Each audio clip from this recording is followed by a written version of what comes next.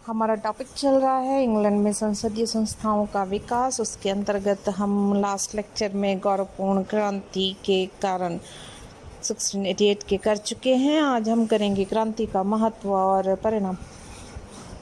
गौरवपूर्ण क्रांति के जो परिणाम निकले वे इंग्लैंड के संवैधानिक इतिहास के अत्यधिक महत्वपूर्ण प्रश्न हैं। 17वीं सदी के प्रारंभ से ही यह प्रश्न उठा कि राज्य की शक्ति का स्रोत राजा में निहित है अथवा संसद में। इसी संदर्भ में इंग्लैंड को गृह युद्ध का सामना करना पड़ा, राजा को अपने प्राणों से हाथ धोना पड़ा और स्टुअर्ट वंश की पुनः स्थापना हुई और पुराना संघर्ष फिर से शुरू हो गया। जेम्स द्वितीय को सिंहासन से हाथ धोना पड़ा। इससे यह स्पष्ट हो गया कि राज्य की शक्ति संसद में निहित है। राजा और संसद के मध्य संघर्ष जनता के अधिकारों की रक्षा के लिए लड़ा गया था। अतः क्रांति के बाद प्रजा के अधिकारों को सुरक्षित रखने के लिए अनेक संवैधानिक सुधार किए गए, जो इस प्रकार हैं। प्रमुख अधिकारों जो सुधार हुए इसमें प्रमुख अधिकार सुधार में सबसे पहला जो विधेयक आता है वो है अधिकार विधेयक, बिल ऑफ राइट्स। सिंहासन रूढ़ होने के पहले मैरी और विलियम को अधिकार विधेयक की बातों को मानने की शपथ लेनी पड़ी। इसके द्वारा संसद के अधिकार तथा जनता की स्वतंत्रता की रक्षा हुई। इस विधेयक का महत्व मैग्ना कार्टा से किसी भी प्रकार कम नहीं है। इसकी मुख्य बातें निम्नलिखित थीं। फर्स्ट, राजा को संसद की स्वीकृति के बिना कर लगाने का कोई अधिकार नहीं है। सेकंड, किसी कानून को स्थगित करने, किसी व्यक्ति को किसी कानून अपराध से बरी करने तथा हाई कमीशन कोर्ट जैसा विशेष प्रकार का न्यायालय स्थापित करने के लिए राजा को कोई अधिकार नहीं होगा। संसद में भाषण देने तथा बहस करने की स्वतंत्रता होगी और इसके कारण न्यायालय में किसी प्रकार का मुकदमा नहीं चलाया जा सकेगा। कानून बनाने के लिए तथा लोगों की शिकायतों को दूर करने के लिए संसद की बैठक बहुधा होती रहनी चाहिए। जब तक किसी व्यक्ति के विरुद्ध अपराध सिद्ध न हो जाए उस समय तक उसे जुर्माना, संपत्ति जब्त करने आदि की धमकी देना अवैध है। किसी व्यक्ति को अत्यधिक शारीरिक अथवा आर्थिक दंड नहीं दिया जा सकता। नेक्स्ट आता है, प्रत्येक नागरिक को सम्राट के पास प्रार्थना पत्र प्रस्तुत करने का अधिकार है। प्रार्थना पत्र देने के कारण उसे नागरिक को दंड देना अवैध है। नेक्स्ट, सिक्स्थ, प्रोटेस्टेंट धर्म के न्यायी अपनी रक्षा के लिए कानून द्वारा स्वीकृत तथा अपनी स्थिति के अनुकूल हथियार रख सकते हैं। सेवेंथ, संसद का स्वतंत्र निर्वाचन होना चाहिए तथा उसका नियमित अधिवेशन बुलाया जाना चाहिए। एट्थ, जेम्स द्वितीय ने जिस प्रकार संसद के अधिनियमों और देश की परंपराओं के विरुद्ध कार्य किया है, इस प्रकार के समस्त कार्य अवैध हैं। नाइन्थ, विलियम तथा मैरी को संयुक्त रूप से इंग्लैंड का ताज भेंट किया जाता है। 10th, विलियम तथा मैरी के संतान न होने पर जेम्स द्वितीय की दूसरी पुत्री एन तथा उसकी संतान को तथा एन के भी संतान न होने पर विलियम की दूसरी पत्नी की संतान को उत्तराधिकारी माना गया। इसके अतिरिक्त राजगद्दी पर स्टुअर्टों के दावे को रोमन कैथोलिक या कैथोलिकों से विवाह करने वाले को उत्तराधिकार से वंचित करके समाप्त कर दिया गया। संवैधानिक दृष्टि से यह विधेयक अत्यंत ही महत्वपूर्ण माना जाता है। इसमें मैग्ना कार्टा के कार्य को आगे बढ़ाया गया। इस विधेयक ने पैतृक अधिकार एवं दैवीय अधिकार दोनों का ही अंत कर दिया और यह स्पष्ट कर दिया कि संसद की कृपा से ही कोई राजा सिंहासन पर कायम रह सकता है। इसलिए राज्य के लिए संसद द्वारा निर्धारित नियमों के अनुसार शासन चलाना अनिवार्य हो गया। परिणाम स्वरूप राजा की शक्ति सीमित हो गई और उस पर संसद का नियंत्रण काफी मजबूत हो गया। राजा के निलंबन तथा विमोचन अधिकारों का अंत हो गया। एडम्स ने लिखा है कि अधिकार विधेयक इंग्लैंड के संवैधानिक विकास का चरमोत्कर्ष है, क्योंकि इसमें दो मौलिक तथ्यों की घोषणा निहित थी। एक, देश के कानून की सर्वोच्चता और दूसरा, राष्ट्र की सर्वोच्चता। दूसरा विधेयक गदर अधिनियम 1696 ईस्वी में संसद ने इस अधिनियम को पारित किया। इसके द्वारा सेना को पूर्णतः संसद के अधीन कर दिया गया। थर्ड, सहिष्णुता अधिनियम 1689 ईस्वी में संसद ने सहिष्णुता अधिनियम पारित किया, जिसके द्वारा पहले की अपेक्षा लोगों को अधिक धार्मिक स्वतंत्रता दी गई। केवल कैथोलिकों को इस अधिनियम की परिधि से बाहर रखा गया, अर्थात उन्हें धार्मिक स्वतंत्रता से वंचित कर दिया गया। 19वीं शताब्दी के अंत तक पूर्ण रूप से धार्मिक स्वतंत्रता स्थापित हो पाई। चौथा, प्रेस की स्वतंत्रता। 1695 ईस्वी में लाइसेंसिंग अधिनियम पारित किया गया, जिसके द्वारा प्रेस पर लगे सभी प्रतिबंध हटा दिए गए। परिणामतः समाचार पत्र, पत्रिकाएं तथा पुस्तकें अधिक संख्या में प्रकाशित हुई और अधिक लोग सार्वजनिक जीवन में भाग लेने लगे। फिफ्थ, त्रिवार्षिक अधिनियम। 1694 ईस्वी में संसद ने त्रिवार्षिक अधिनियम पारित किया। इसके द्वारा संसद का कार्यकाल 3 वर्ष तक निर्धारित किया गया। 3 वर्ष पश्चात राजा को यह अधिकार दिया गया कि वह अपनी मोहर द्वारा नई संसद के चुनावों की आज्ञा प्रकाशित करे। इस अधिनियम द्वारा दीर्घावधि तक चलने वाली संसदें समाप्त कर दी गई। संसद की अवधि को 3 वर्ष तक सीमित कर दिया गया। अब राजा के लिए अपने पक्ष की संसद बनाए रखना लगभग कठिन हो गया। 6th आता है राजद्रोह अधिनियम। 1696 ईस्वी में संसद ने इस अधिनियम को पारित किया। इसमें स्पष्ट कर दिया गया कि जिस व्यक्ति पर अभियोग लगाया जाए उसे कानूनी परामर्शदाता की सहायता प्राप्त करने का अधिकार होगा तथा मुकदमे की तारीख से कम 5 दिन पूर्व उसे आरोप पत्र की नकल दी जानी चाहिए और उसे जूरी के सदस्यों के नामों की सूची भी दी जानी चाहिए ताकि वह जूरी के सदस्य छांट सके। अपराधियों को अपने पक्ष में गवाह पेश करने का अधिकार भी दिया जाना चाहिए। 7th अधिनियम, उत्तराधिकार निर्णायक अधिनियम।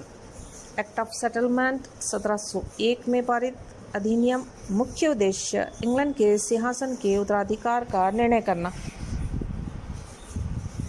1689 ईस्वी में विलियम और मैरी को संयुक्त रूप से सिंहासन भेंट किया गया था। 1694 ईस्वी में निसंतान मैरी की मृत्यु हो गई। विलियम अकेला रह गया। 1700 ईस्वी में एन का भी अंतिम पुत्र ड्यूक ऑफ ग्लॉस्टर भी मर गया।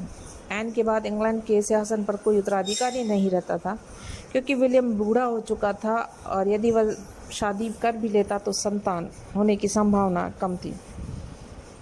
अब सिंहासन के लिए स्टुअर्ट वंश के ही प्रोटेस्टेंट दावेदार रह गया था, हैनोवर के इलेक्टर की पत्नी सोफिया, जो जेम्स प्रथम की पौत्री थी। ऐसी स्थिति में संसद को उत्तराधिकारी निर्णायक अधिनियम पारित करना पड़ा। इस अधिनियम की मुख्य बातें इस प्रकार हैं। फर्स्ट, रानी एन के बाद हैनोवर इलेक्टर की पत्नी सोफिया और उसकी संतान यदि वह प्रोटेस्टेंट ही रहेगी तो इंग्लैंड के राज सिंहासन की अधिकारिणी होगी। यही कारण था कि 1714 में रानी एन की मृत्यु के बाद हैनोवर वंश का जॉर्ज प्रथम इंग्लैंड का सिंहासन पर बैठा, क्योंकि इससे पूर्व ही सोफिया का देहांत हो गया था। सेकेंड, अधिनियम के अंतर्गत ये शर्त रखी गई कि केवल प्रोटेस्टेंट धर्म का अनुयायी ही इंग्लैंड के सिंहासन का अधिकारी होगा और उसके लिए इंग्लैंड के चर्च के रस्म रिवाज के अनुसार राज्याभिषेक संबंध शपथ ग्रहण करनी होगी तथा राजा बनने के बाद राष्ट्रीय चर्च का अनुयायी होना पड़ेगा। यदि राजा बनने के बाद वह रोमन कैथोलिक हो जाता है अथवा किसी कैथोलिक के साथ विवाह करता है तो उसे सिंहासन छोड़ना पड़ेगा। थर्ड, इस अधिनियम में यह स्पष्ट किया गया कि राजा को विदेशी रियासत के लिए इंग्लैंड युद्ध में भाग नहीं लेगा। नेक्स्ट, अधिनियम के अनुसार संसद की अनुमति के बिना राजा विदेश यात्रा नहीं कर सकेगा। पांचवा, केवल इंग्लैंड, स्कॉटलैंड तथा आयरलैंड तथा ब्रिटिश उपनिवेशों में जन्मे व्यक्ति ही संसद सदस्य बन सकेंगे।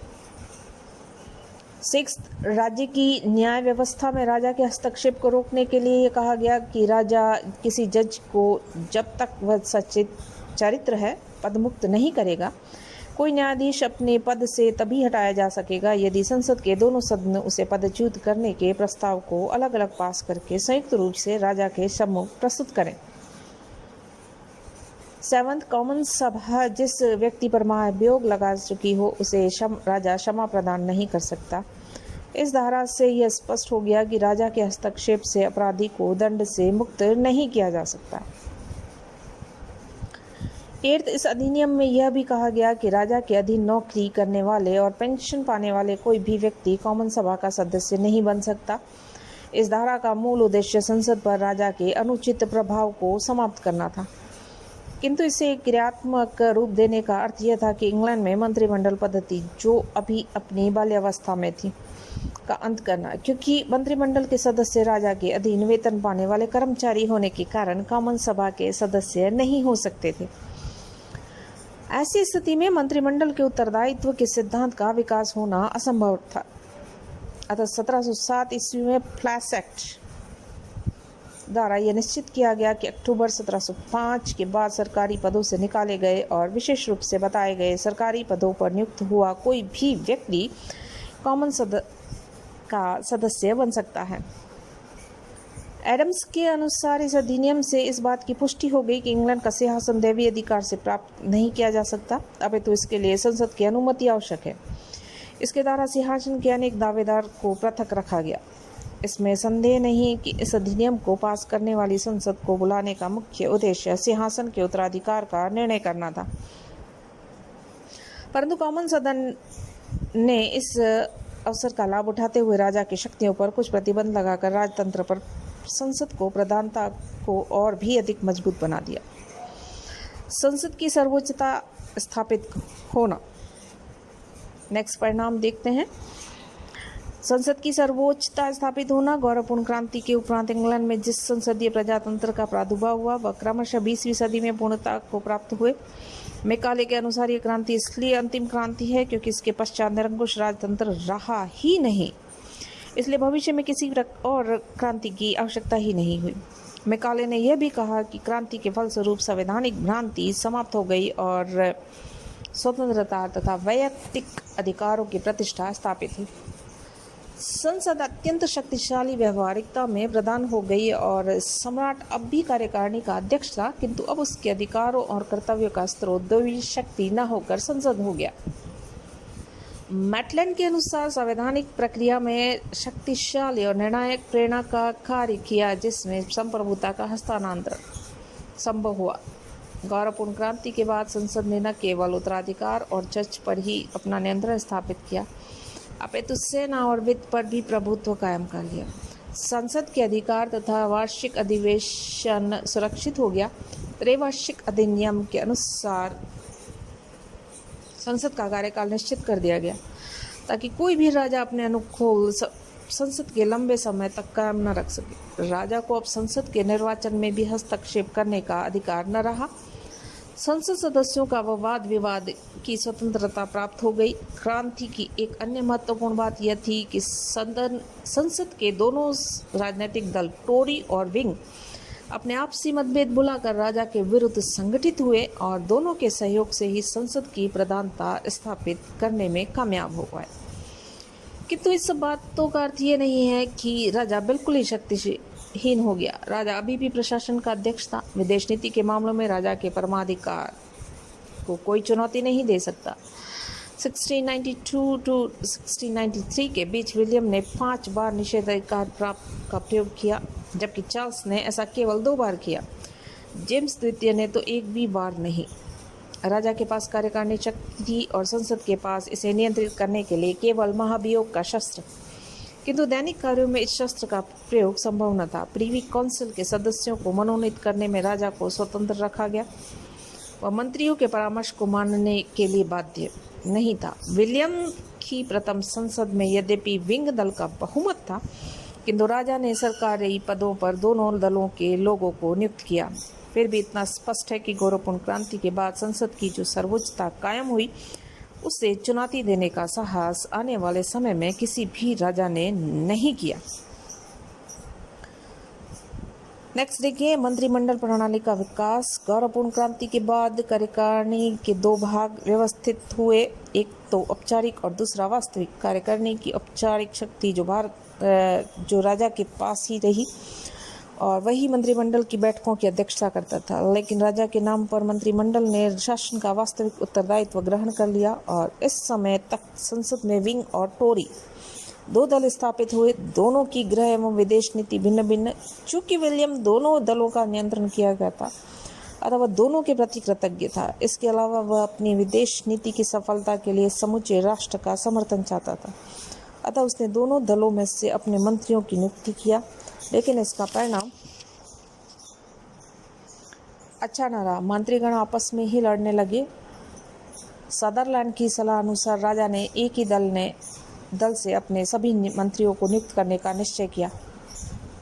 1695 में केवल विंग दल से ही मंत्री नियुक्त किए गए। संयोगवश उस समय सदन में विंग दल का बहुमत था। अतः इसके बाद यह एक सिद्धांत सा स्थापित हो गया कि कॉमन सभा में जिस दल का बहुमत हो उसी दल से मंत्री नियुक्त किए जाएं। फिर भी आगामी कई वर्षों तक इस सिद्धांत की पूरी तरह से पालना नहीं की गई। कई बार दोनों दलों से संयुक्त मंत्रिमंडल स्थापित किए गए। जहाँ तक उत्तरदायित्व का प्रश्न है, अभी अनेक तत्वों का विकास होना शेष था। मंत्रिमंडल के शासन का उत्तरदायित्व अथवा संसदीय प्रशासन का उत्तरदायित्व स्पष्ट नहीं था। यह भी स्पष्ट नहीं था कि वह अंतोगत्वा अपने कार्यों के लिए राजा के प्रति उत्तरदायी है अथवा कॉमन सभा के प्रति या सीधे जनता के प्रति। परंतु इतना अवश्य निश्चित हो गया था कि मंत्रिमंडल का कार्यकाल कॉमन सदन के विश्वास तक के ही सीमित है। यद्यपि उसके पीछे भी कोई नियम न था। रॉबर्ट वॉलपॉल ने स्वयं इसका उदाहरण प्रस्तुत किया था। इसके विपरीत छोटा पिट जब प्रधानमंत्री बना उस समय कॉमन सदन में उसका बहुमत नहीं था, परंतु वह जनता में अत्यधिक लोकप्रिय था। इसलिए सम्राट की इच्छा होते हुए भी वह उसे पदच्युत नहीं कर पाया। 18वीं सदी में इंग्लैंड के शासन पर हैनोवर वंश की स्थापना के साथ ही मंत्रिमंडल पद्धति का स्वरूप और उसके अधिकार स्पष्ट होने लग गए। इसका मुख्य कारण वंश के तत्कालीन शासकों का जर्मन मूल का होना था। वे लोग इंग्लैंड की प्रशासनिक व्यवस्था प्रथम तथा संसदीय कार्य प्रणाली से अपरिचित थे, अतः उन्होंने इसमें विशेष रुचि नहीं ली। इस वंश का प्रथम शासक जॉर्ज प्रथम तो अंग्रेजी भाषा तक नहीं जानता था। उसने मंत्रिमंडल की बैठकों की अध्यक्षता करना भी छोड़ दिया। यह काम अन्य महत्वपूर्ण कार्य अपने विश्वस्त मंत्रियों पर छोड़ दिया। यहाँ तक कि अन्य मंत्रियों की नियुक्ति एवं पदच्युति उसी की सलाह अनुसार होने लगी। इसमें विश्वस्त मंत्री की हैसियत एवं स्थिति में काफ़ी वृद्धि हो गई और आगे चलकर उसने प्रधानमंत्री का रूप धारण कर लिया और अन्य मंत्रियों को अपने प्रति उत्तरदायी होने का प्रयास किया। इसके साथ ही प्रधानमंत्री ने प्रशासन को भी अपने नियंत्रण में लेने का प्रयास किया। परिणाम यह निकला कि मंत्रिमंडल के अन्य सभी सदस्य उसके नेतृत्व विश्वास करने लगे और सभी नीतियों के बारे में एक समान राय व्यक्त करने लगे। अब प्रधानमंत्री अपने ही दल के सदस्यों को मंत्री पद देने लगे। प्रशासन पर एक दल का नियंत्रण और समूचे दल पर एक नेता यानी कि प्रधानमंत्री का वर्चस्व कायम हो गया। हैनोवर काल के प्रारंभिक समय में विंग दल का बहुमत बना रहा और इस दल का नेता रॉबर्ट वॉलपॉल सम्राट का विश्वस्त मंत्री बना रहा। इसलिए कई लोग रॉबर्ट वॉलपॉल को प्रधानमंत्री कहने लगे थे। वॉलपॉल ने एक अन्य परंपरा भी स्थापित की। 1742 ईस्वी में कॉमन सभा में वह अल्पमत में आ गया तो उसने अपने पद से त्याग पत्र दे दिया। इससे यह परंपरा स्थापित हो गई कि कोई व्यक्ति तभी तक प्रधानमंत्री पद पर बना रह सकता है जब तक कॉमन सभा में उसे बहुमत प्राप्त हो, परंतु सामूहिक उत्तरदायित्व की भावना का विकास अभी होना शेष रह गया था।